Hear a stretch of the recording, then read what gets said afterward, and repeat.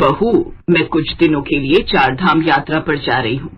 मेरी बड़ी तमन्ना थी कि दोनों बेटों की शादी के बाद 4 धाम की यात्रा कर लूं।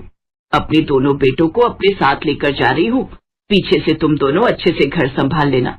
लेकिन माँ जी, वो मुझे तो... क्या हुआ शिवानी, खुलकर बोल। मैंने आपको बताया था ना, मुझे अपने मायके जाना है। हाँ हाँ, अरे तो क्या हुआ, तू अपने मायके चले जाना। पीछे से घर छोटी बहू पारुल संभाल लेगी। नहीं नहीं माँ जी, मैं क्यों अकेले रहूं घर पर? मुझे तो अकेले में डर लगता है। तो ऐसा कर, तू भी अपने मायके चली जा। नहीं माँ जी, मेरा मायका कितनी दूर है, वहाँ मैं हफ्ते भर के लिए थोड़ी न जाऊंगी। अब इतनी दूर जाऊंगी तो कम से कम महीना भर तो रहकर आऊंगी ना। हाँ, ये बात भी तेरी सही है। अच्छा, तो तू ऐसा कर, अपनी जेठानी के साथ उसके मायके चली। नहीं, भला मैं वहाँ क्या करूंगी? अरे हाँ, चल ना पारुल, वहाँ जाकर खूब मजे करेंगे। वैसे ये अच्छा मौका है जेठानी जी से बदला लेने का। यहाँ इनके अच्छेपन की वजह से मुझे सासू माँ से खूब बातें सुननी पड़ती है ना। अब मजा आएगा जब जेठानी जी के घर जाकर मैं उन्हीं की बैंड बजा दूंगी।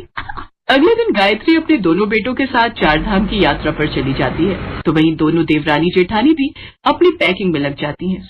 शिवानी जहाँ घर के सारे काम निपटा रही थी, वहीं पारुल की नजर अपनी जेठानी के सूटकेस पर थी। देखूं तो आखिर जेठानी जितना भर के क्या क्या लेकर जा रही है अपने मायके। ये सोचकर पारुल अपनी जेठानी का बैग चेक करने लगती है। ओह, माँ के लिए साड़ी, बच्चों के लिए खिलौने, ड्राई फ्रूट्स और ये शगुन में 5100 रुपए। काम निपटाकर जैसे ही शिवानी नहाने जाती है, तभी पीछे से पारुल शगुन के लिफाफे में कुछ पैसे निकाल लेती है, ड्राई फ्रूट्स और खिलौने छुपा देती है, साथ ही साड़ी में भी छेद कर देती है। अब देखती हूँ कैसे ये जेठानी अपनी नाक ऊंची करके घूमती है मायके में।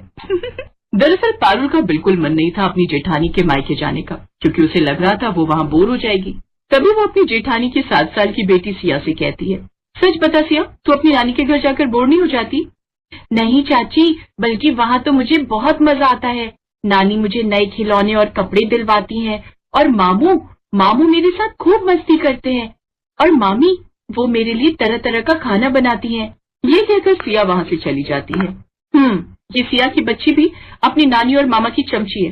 खैर कोई नहीं, यहाँ भी अकेले बोर होने से अच्छा है वहाँ जाकर इनका तमाशा बनते देखूं। अगली सुबह पारुल, शिवानी और रिया कैब लेकर पहुँच गए जेठानी के मायके। नमस्ते माँ, कैसी हो? हेलो भाई, नमस्ते भाभी, और मेरा बंटू, तू कैसा है? हम सब ठीक है शिवानी, आओ अंदर आओ। अरे वाह, पारुल बेटी भी आई है। नमस्ते आंटी। Hello everyone. कुछ देर बाद शिवानी की भाभी नैना सबके लिए कोल्ड ड्रिंक और समोसे लेकर आती है, फिर सबके खाने की तैयारी में जुट जाती है। कुछ देर बाद पारुल रसोई में नैना के पास जाती है। भाभी, मैं आपकी हेल्प करूं? अरे नहीं नहीं, तुम मेहमान हो, शिवानी दीदी भी आराम करें, जाओ आप भी आराम करो।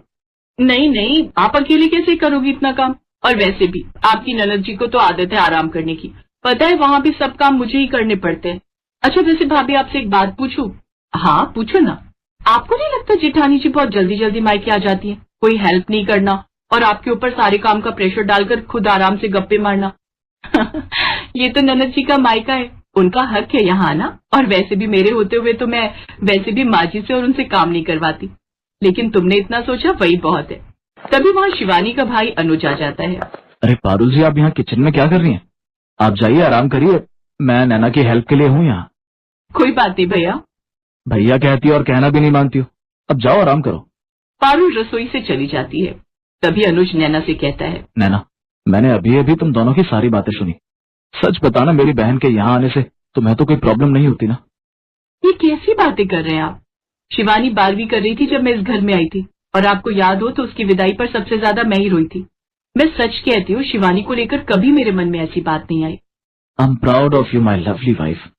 उधर पारुल अब माँ के कमरे में जाती है, जहाँ वो अपने बिस्तर पर बैठी होती हैं। आंटी, मैं यहाँ बैठ जाऊं? हाँ हाँ, आओ ना बेटी, बैठो बैठो। क्या हुआ आंटी, आप थोड़ा परेशान लग रही हैं, कोई बात है क्या? नहीं बेटा, वो बस ऐसे ही।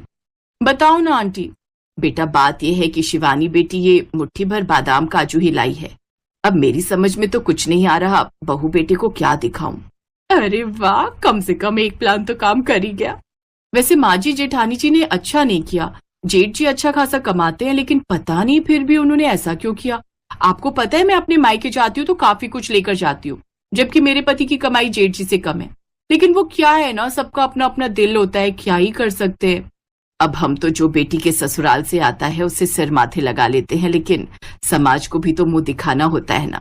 अच्छा आप टेंशन मत लीजिए, लाइए मैं आपका सिर दबा देती हूँ। कुछ दिन बाद पारुल के पास उसकी सास का फोन आता है। अरे पारुल कैसी है? अरे माँ जी आप कैसी आप, और कैसी चल रही है आपकी यात्रा? अच्छी चल रही है। तू बता तेरा मन लग गया ना, बोर तो नहीं हो रही वहां? खूब खातिरदारी हो रही है ना? अब क्या बताऊं माँ जी, जब से मैं यहाँ आई हूँ सब जेठानी जी के साथ ही रहते हैं, मुझे तो कोई पूछता ही नहीं। कल भी जेठानी जी अपनी भाभी के साथ शॉपिंग पर चली गई। मैं जितना भी इनके साथ घुलने मिलने की कोशिश करूं उतना ही ये लोग मुझे पीछे धकेल देते हैं। इससे अच्छा तो होता मैं अपने ससुराल में ही रहती, कम से कम इतनी बेइज्जती तो नहीं होती। क्या? मुझे ये उम्मीद नहीं थी बड़ी बहू के मायके वालों से। अच्छा ये बता शिवानी बहू कहाँ है? वो दरवाजा बंद करके अपनी माँ से लगी है हमारी चुगलियां करने में, और उनकी भाभी मुंह बनाकर रसोई में खाना बना रही है। ये तो बड़े दुख की बात है। अच्छा चल हम जल्द से जल्द आने की कोशिश करेंगे, तब तक तुम अपना ख्याल रखना। ये कहकर सास फोन रख देती है और पारुल मन ही मन खुश होती है। यस, एक और विकेट गिर गया। कुछ दिन बाद डोरबेल बजती है तो सामने पारुल और शिवानी की सास और उसके दोनों बेटे होते हैं। वो सब अंदर आते हैं। सभी बहुएं उसके पैर छूती हैं। कैसी हैं समधन जी, यात्रा कैसी रही? जी सब अच्छे से हो गया। वैसे आपका बहुत बहुत धन्यवाद जो आपने मेरी दोनों बहुओं को इतने दिन अपने घर पर रखा। समधन जी जैसे मेरे लिए शिवानी वैसे ही पारुल, सच में बड़ी प्यारी बच्ची है ये। हाँ अच्छी तो है, छोटी है इसलिए थोड़ी बचकानी हरकतें कर जाती है। हाँ वो तो हम जान ही गए हैं। शाम को पारुल अपने पति से, देखा आपने, आपको नहीं लगता जेठानी जी को थोड़ा टाइम हमें भी देना चाहिए? जब देखो अपने परिवार वालों से चिपकी हुई रहती हैं। आपको पता है जेठानी जी यहाँ पर कोई काम नहीं करती, और जब यहाँ आई तो सिर्फ लिफाफे में थोड़े से पैसे ही शगुन के तौर पर लाई, और मुट्ठी भर बादाम बस। हम ससुराल वालों की नाक कटवा कर रख दी उन्होंने, और सारा काम तो मैं ही करवाती हूँ यहाँ नैना भाभी के साथ। पारुल लेकिन अभी तो किचन में नैना भाभी के साथ शिवानी भाभी हैं। अरे वो सब तो दिखावा है, अब तुम लोग जो आ गए हो। अगले दिन वो सब अपने घर वापस आने की तैयारी करते हैं तो शिवानी की माँ पारुल से, बेटी अच्छा लगा जो तुम यहाँ आई, अगली बार फिर आना लेकिन साफ मन और दिल से। क्या मतलब?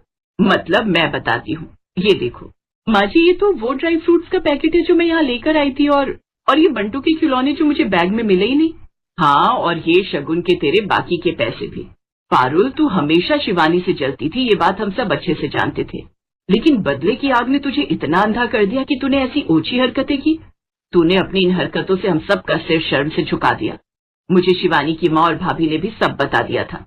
मुझे माफ कर दीजिए, मैं हमेशा से जेठानी जी से जलती थी क्योंकि वो मुझसे ज्यादा सुंदर है और आप सब उनकी तारीफ करते थे।